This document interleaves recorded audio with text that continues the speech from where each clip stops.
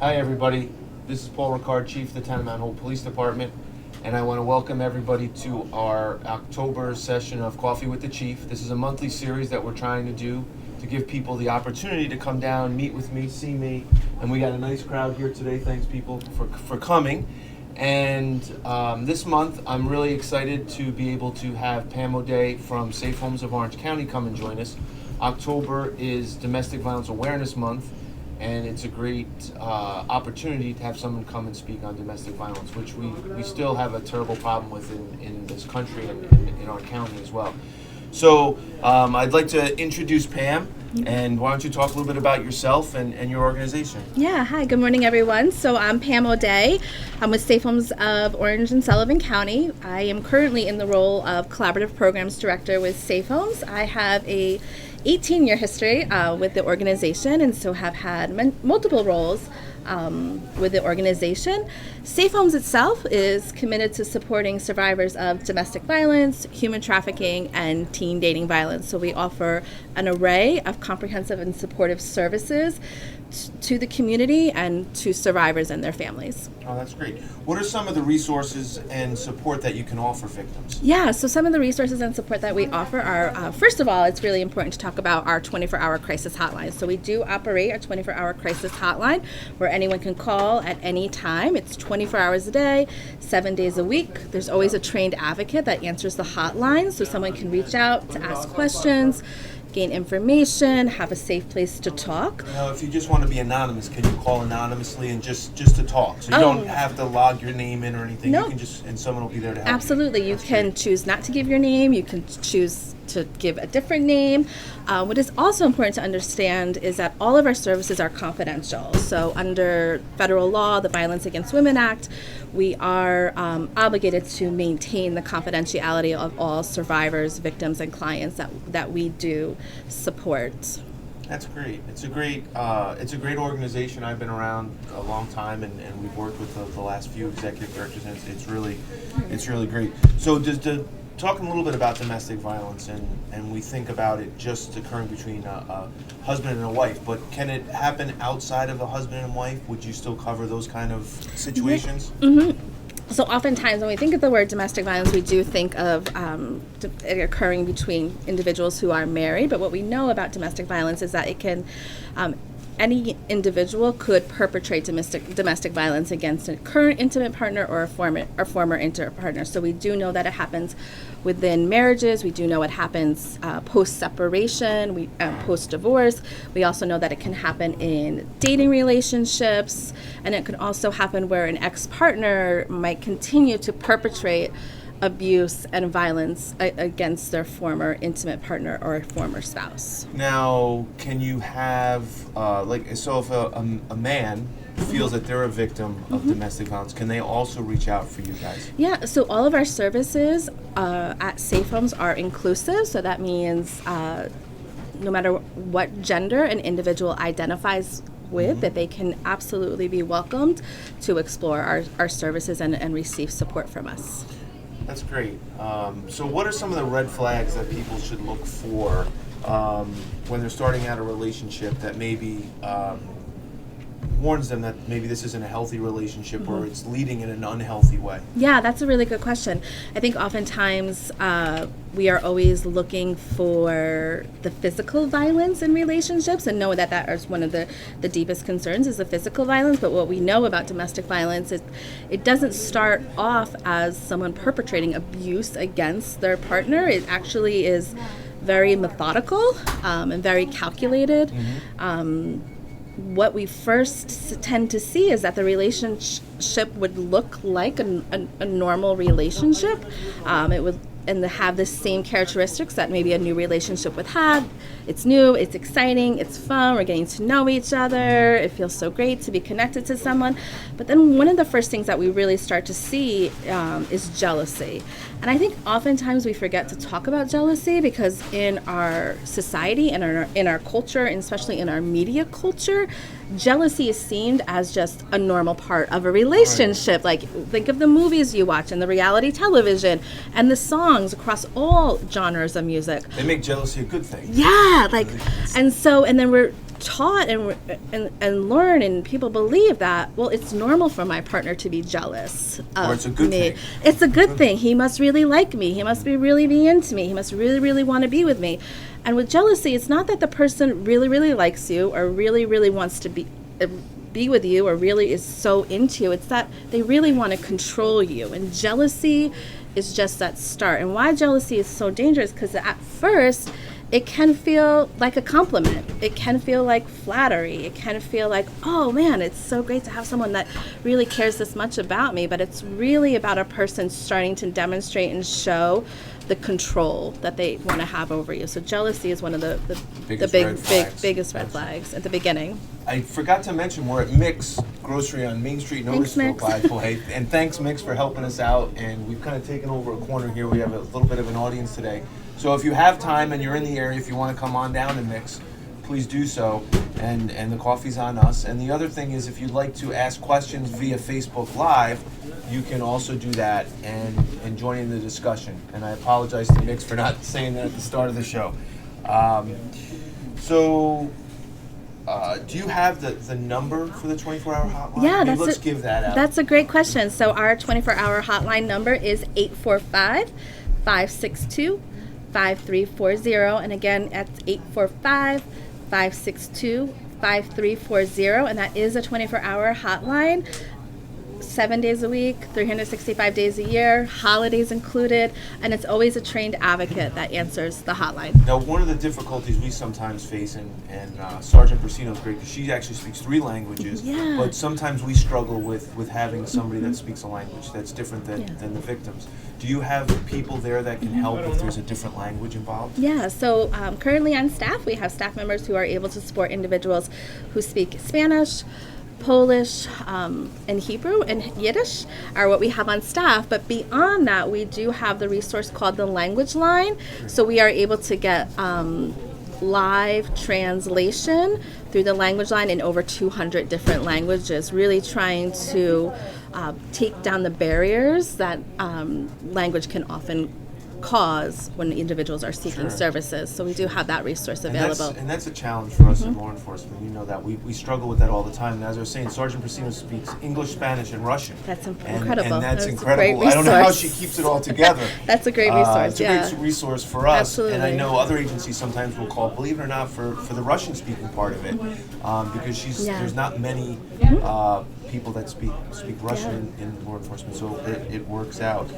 So we know that, and we're starting to see a little conversation about this. There's an agenda, criminal justice agenda changes coming in January, and I know our county executive mentioned it at your clothesline event, which we'll talk about in a little bit.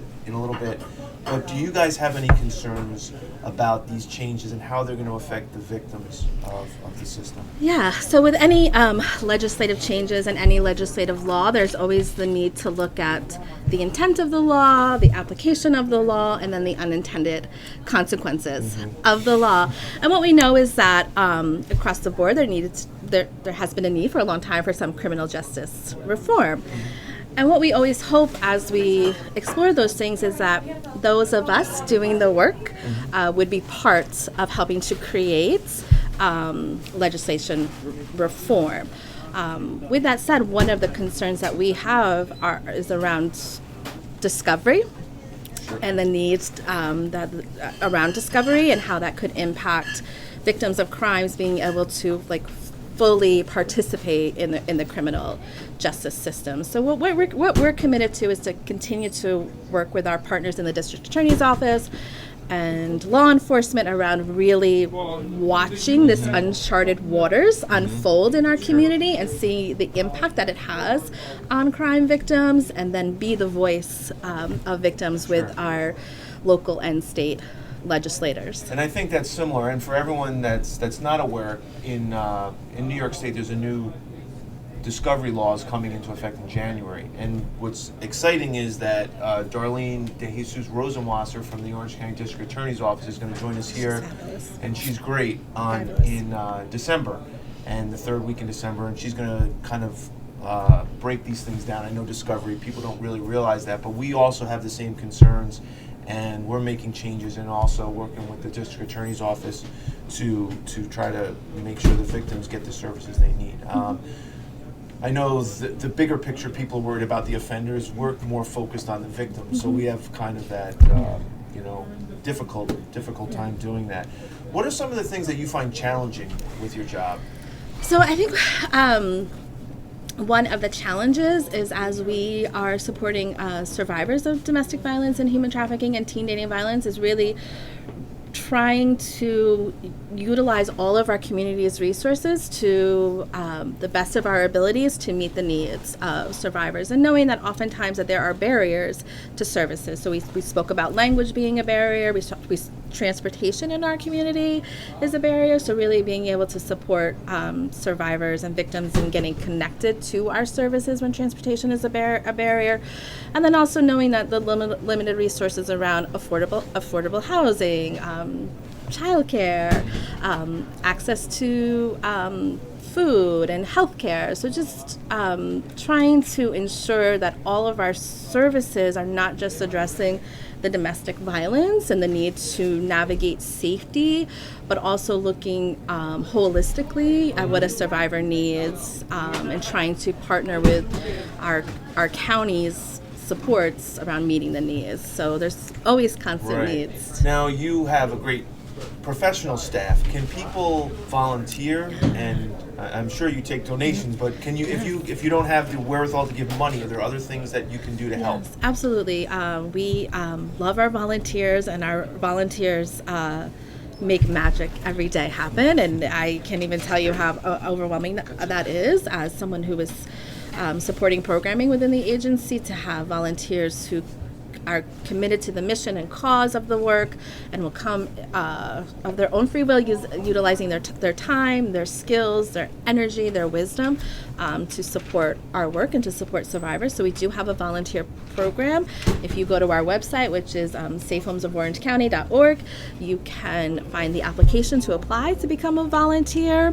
And not only do we welcome your skills, but we also want to give back, and meaning that we do provide volunteers with a lot of training around domestic violence, human trafficking, and teen dating violence, so that beyond their support that they offer within the walls of safe homes, they are also within their communities speaking about the work and building awareness around domestic violence. Can, I guess just thinking out loud, we did our first Night Out Against Crime this year. Now, it was a great event, and do you guys go out and do community events like that? Yeah, so maybe next year. That would be great. That's great to know. So we do participate in National Night Out, which is in August. We this year we were at, I believe, 8 different locations in Orange and Sullivan counties. So we have teams of staff members that go out and just really partner with law enforcement and other community members around engaging the community and building understanding around domestic violence and human trafficking. I think you hit on like a really good point, is especially for our community, it's still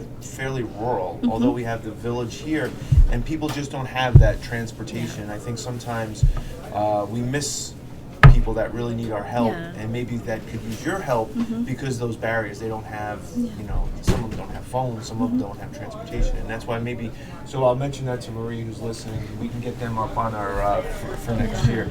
You have a great passion when you talk. What's your favorite part about your job? Oh, what is my favorite part about my job? So so I've been doing the work for a long time. I think what I love about my job, my favorite part, is we have an amazing team at Safe Homes. We have phenomenal leadership. Our executive director and associate director are just brilliant individuals with a skill set that is beyond anyone else I've ever seen. And so we have a phenomenal leadership team. We also have a phenomenal just team of individuals who are enthusiastic about the work, passionate about the work, care about making sure that they're giving high quality services to individuals, but also care for one another in doing the work and support one another in doing the work. So beyond that, beyond our amazing team at Safe Homes, I really think that it is a very special thing and a very humbling thing to be able to come alongside a survivor of domestic violence and partner with them as they continue to navigate their safety. And it also is an amazing thing to be able to know survivors beyond what has happened to them.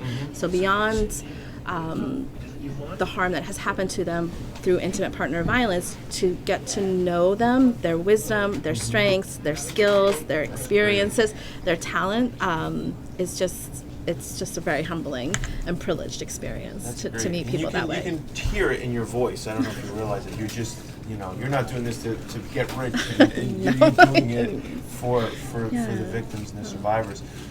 It's a stressful job for you. I'm sure it is. What do you do to take care of yourself mentally and physically? Because otherwise you would be overwhelmed. So that's really good. Often in our work, and as we actually are bringing on 12 new team members. Right now, we got additional funding through the New York State Office of Victim Services to expand our services. So we have 12 new team members joining us, and part of their training will be a section on like workplace wellness and self-care. So we are always being mindful of having those dialogues and conversations with one another around workplace wellness and self-care, making sure that, you don't want to go into burnout mode and then try to dig yourself out of that, but really like burnout prevention. And so some things that I do is I have like embraced essential oils. So some people think that my husband's always like, what kind of like potion are you brewing now? So essential oils have been a part of it. Just finding time to do the small things. Like I'm going to make a cup of tea, but really, really like thoroughly enjoy it. Another thing that I have a little bit of a commute because we have our Family Justice Center in Newburgh, and that's where my offices are at. So I have about a 40-minute commute every day. So I have really embraced listening to audiobooks because I love books, but sometimes with the busyness of life and work, and it's hard to coordinate reading. So listening to audiobooks, and what is probably my favorite genre is autobiographies.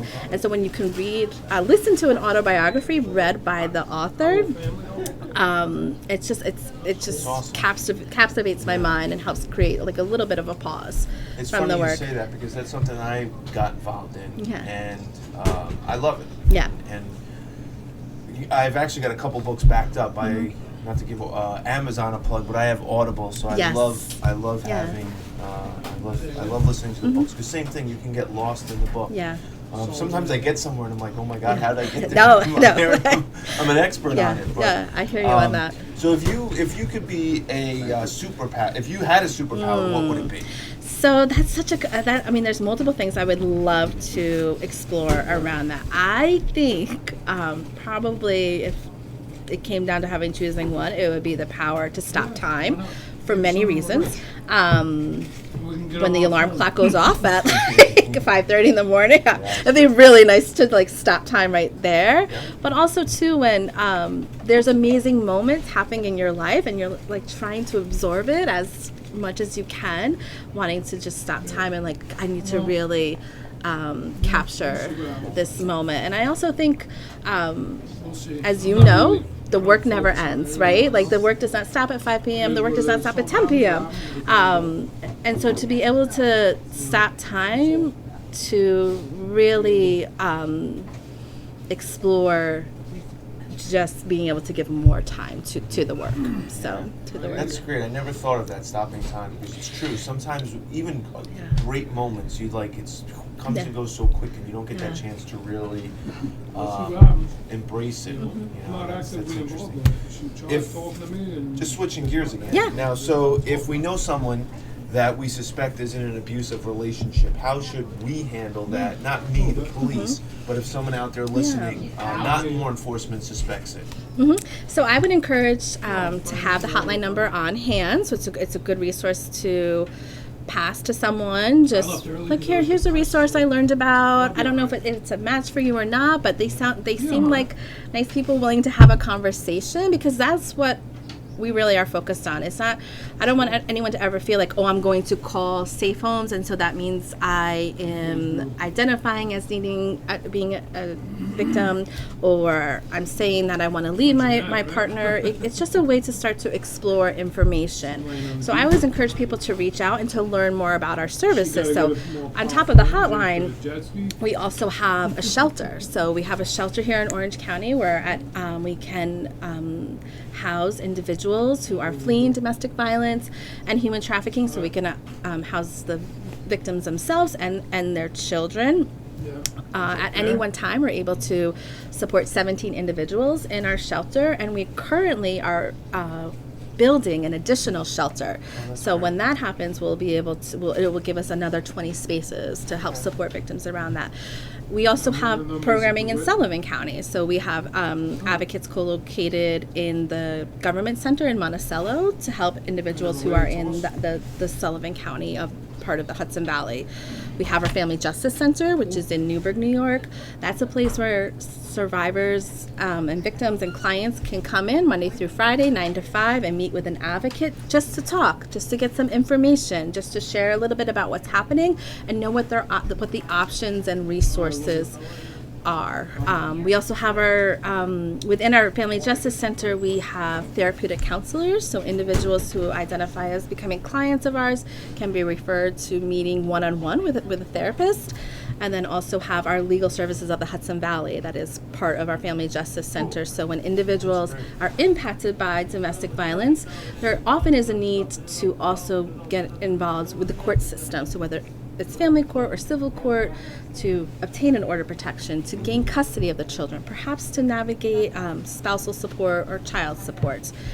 So we have that at our Family Justice Center, and then outside of that we have our collaborative program, which is the program that I directly support. It is a team of 12 individuals that represents 8 different programs that are co-located throughout the county. So we have advocates with Child Protective Services, both in Goshen and Newburgh.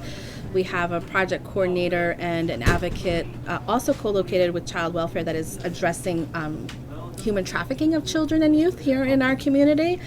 We have 2 domestic violence advocate and a crime victims case manager co-located in the district attorney's office, and then we have a domestic violence liaison co-located in the Department of Social Services Temporary Assistance.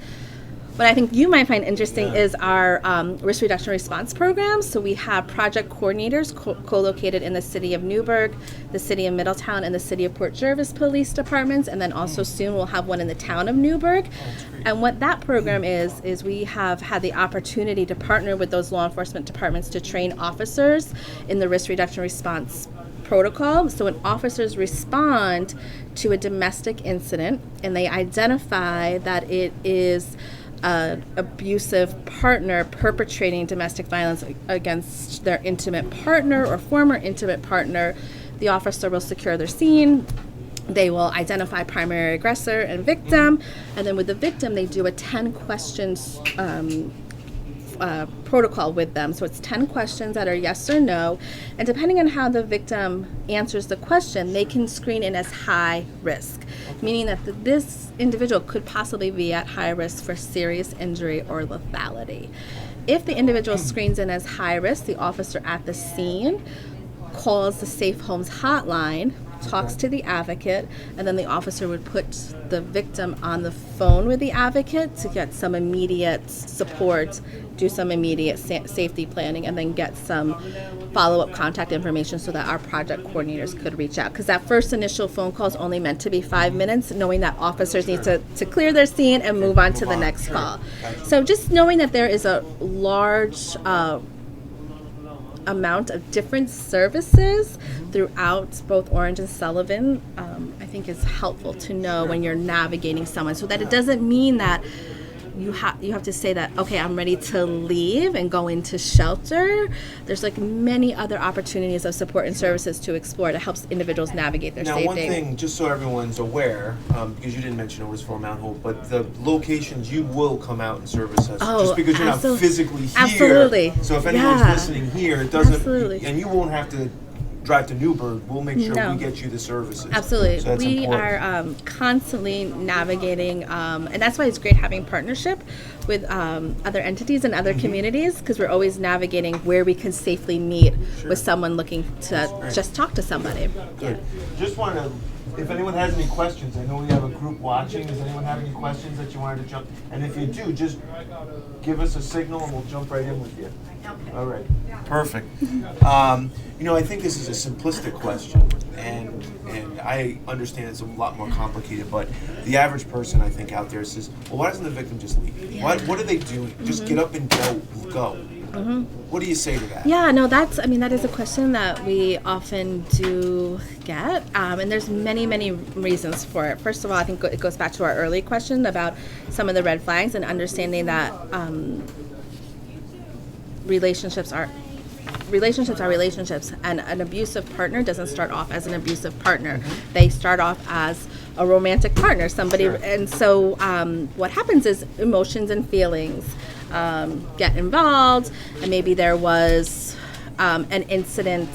There could have been an incident where the abusive partner does something that is alarming or concerning to the victim. However, they might be like, well, he had a bad day at work, or he just got into a fight with his boss, or it's stress about the bills, and what is important to understand is that domestic violence is not just an incident, but it is a pattern of abusive behaviors that a perpetrator is utilizing against the intimate partner to gain power and controls. And so sometimes we don't always see that the abusive partner is really trying to gain power and control. It's like, oh, okay, well, yeah, no, he wants to take the stress of me knowing what's going on with our finances away from me.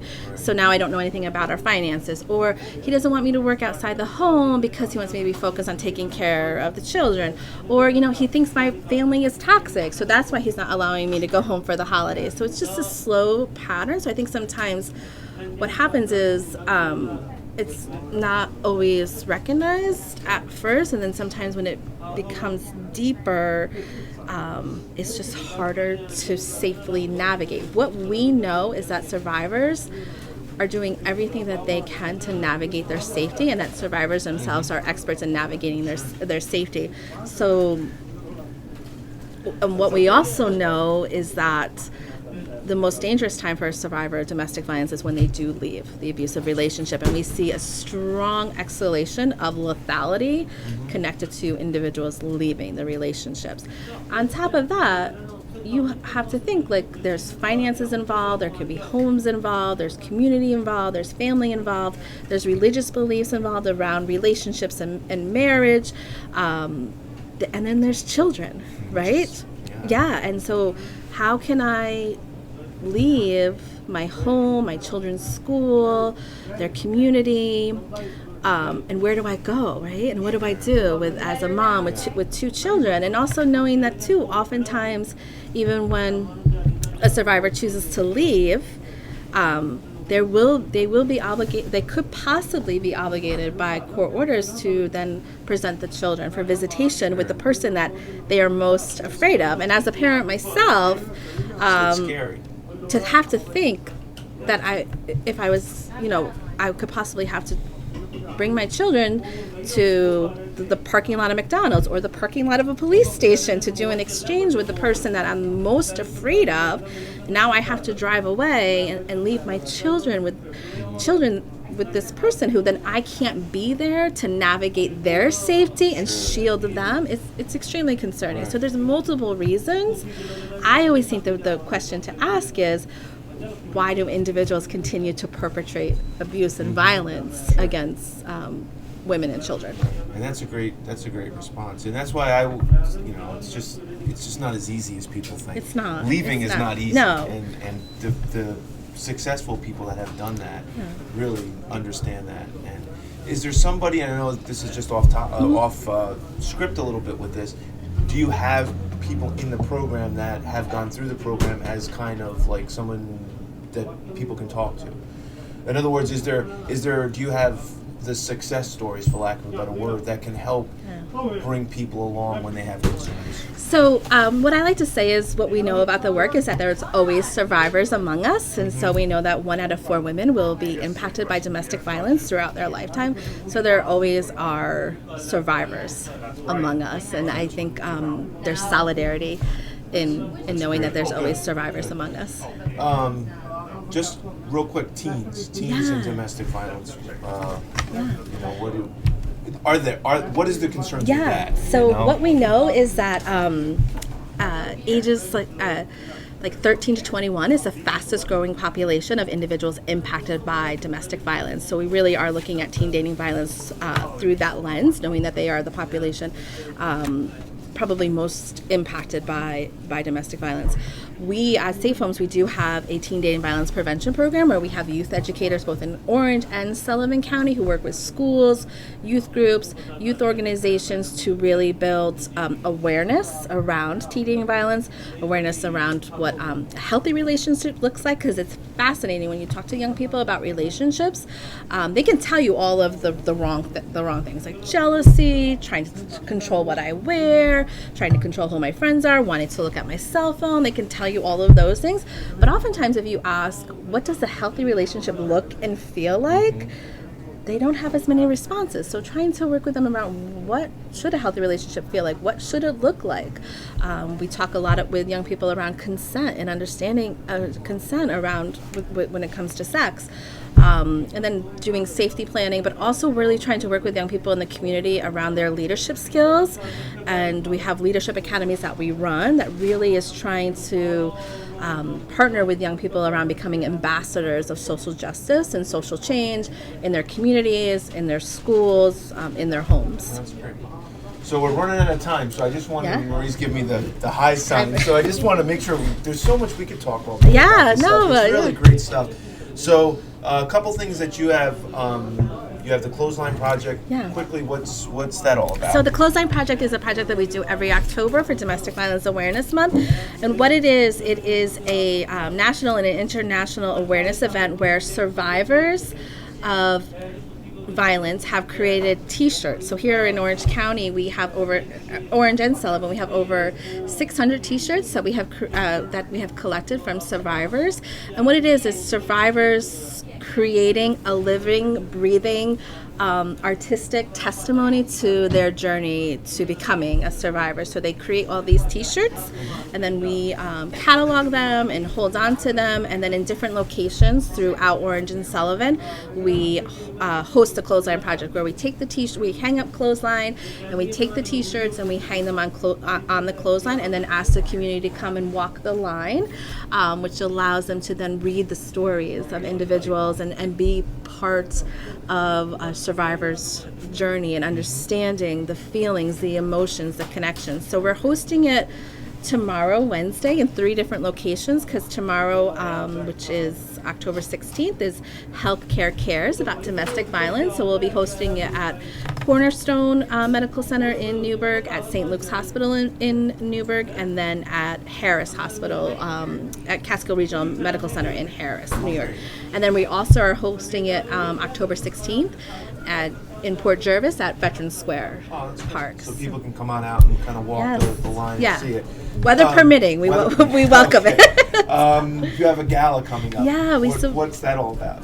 So we have our annual gala, which is our Hope Dinner. So it's our largest fundraiser of the year. So it is a celebration of hope. This work is hard, and this work is heart-wrenching. So to come together as a community to celebrate hope and to celebrate in solidarity with survivors, their strength and their skills. So it's a really great event at Anthony's Pier 9 in New Windsor on October 25th. Tickets are still available if you want to go to our website. We will be honoring different individuals from the community.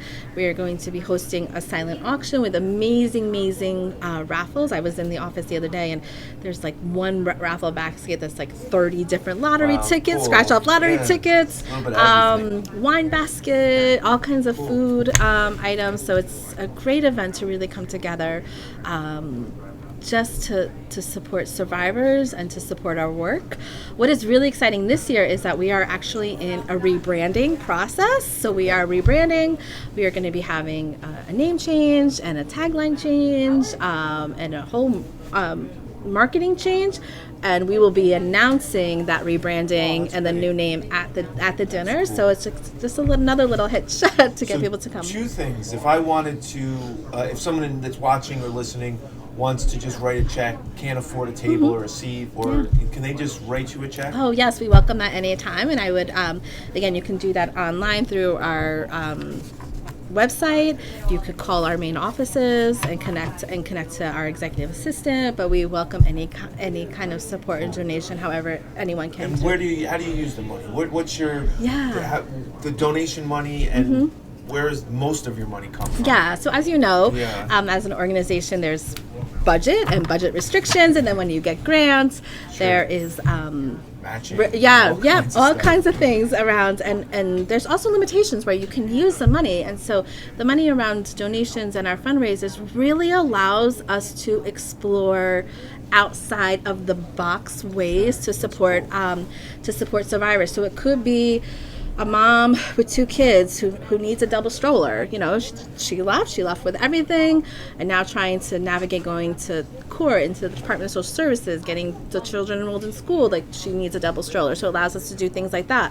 One of the more recent things I can think of is that we supported a client and one of our advocates with airplane tickets to an abusive partner had taken her other child to out of state and far west, and we were able to use some of those funds to support getting flights for the survivor and the advocate to go and retrieve the child. So it involves hotel accommodations, it involves airplane tickets, and involves partnering with a domestic violence organization out of the state. So it allows us to do that creative out-of-the-box work that really allows us to continue to support survivors in navigating their safety. People don't realize, I know in government, people don't realize, and we love grants. Grants are great. We They're couldn't awesome. do it without grants. We couldn't do it without Same grants. with us with the support of government, but government sometimes is not flexible, and there's a lot of holes in these donations, it sounds like, fit and fill those holes, and that's great.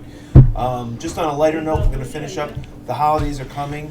So what is your favorite holiday and why? So anyone who knows me would know that I would say Christmas, because like the end of August is when I start listening to Christmas music. Probably the phrase I speak most in my house right now is, Alexa, play Christmas music. So I love the holiday. I love the traditions of the holiday. I love the memories of the holiday. I love the decorations and the traditions. I love the music and the lights. I love what it feels like for me with my family and my friends and our community. So definitely great. Christmas. Yeah, I'm with you. I think Christmas is my favorite. Yeah, it's just magical, and we need more magic. Thank you for coming. I just want to make any questions before we wrap up from our gallery here. No, you covered everything. Thank you. Well, Pam, thanks for coming. Thank you so much, Just Chief. one last thing. Your website is? Yeah, safehomesorangecounty.org. Perfect. So if you want to make a donation, or if you're a victim, or you know someone that's a victim, they can go on that website and get more information. Or, of course, you can give us a call at 845-386-8886 is our administration number. And if you have an emergency, obviously dial 911. What would be a phone number if someone wanted to call you again? Yeah, so it would be our toll-free hotline number, which is 24 hours a day, 7 days a week, 845-562-5340. Great. Well, thanks everybody for listening. I want to thank Mix for hosting us again. And we'll see you next month. And thanks. And if anyone has any feedback, comments, concerns, you can always email me at chief@mounthopepolice.com. Thanks again. Thank you, Chief. Thank you. Bye-bye.